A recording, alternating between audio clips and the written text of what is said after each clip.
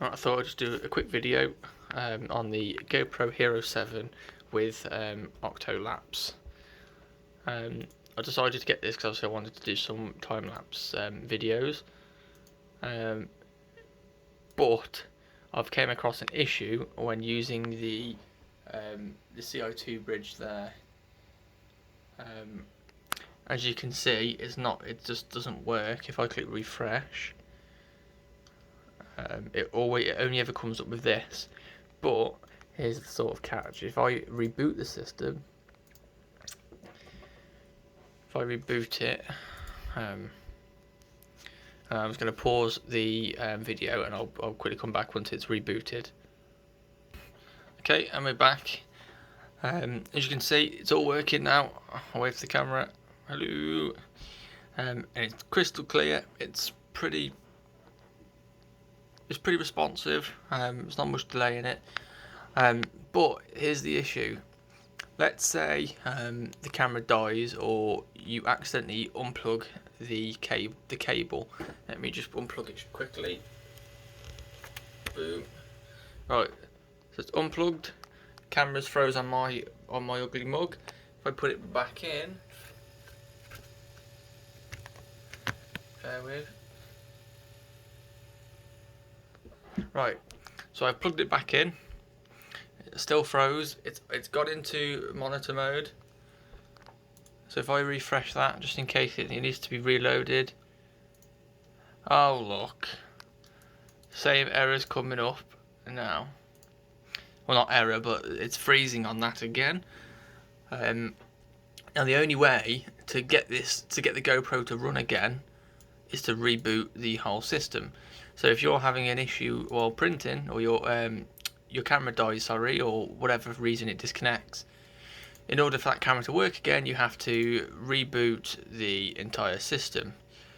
But so bear in mind that chip costs £35. I found this little thing here. Put it in front of the light.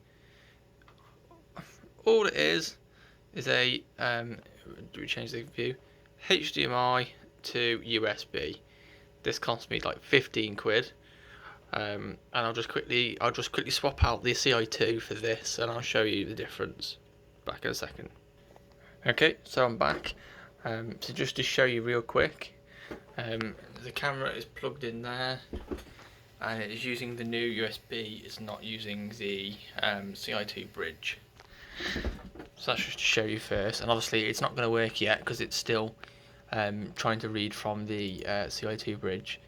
So if I just reboot the system, proceed, and then I will come back again. So I'm just going to pause the recording once it's rebooted. Okay, and we're back. Again, if I just show you, so the camera's working fine. It's plugged in, and it's using the method still that I've just shown you with the USB, HDMI to USB. The only main difference between the two is that this is using the wide angle setting, I believe, from the GoPro. I mean, as you can see, it's slightly, ever so slightly stretched, I think. Let me just show you what I was talking about with the GoPro though. So it's on, it's working fine. If I wave, oh, there you go. And I'm just going to unplug it. Let's see if I can have to use two hands because I'm balancing it. Right, screen's black. It's unplugged. Let me plug it back in. Plug back in, and it works. Look.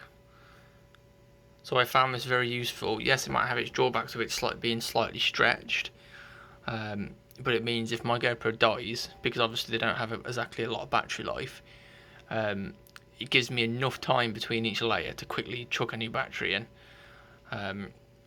which I think is pretty necessary. As far as I'm aware, this is only important for the Hero 7 and possibly below.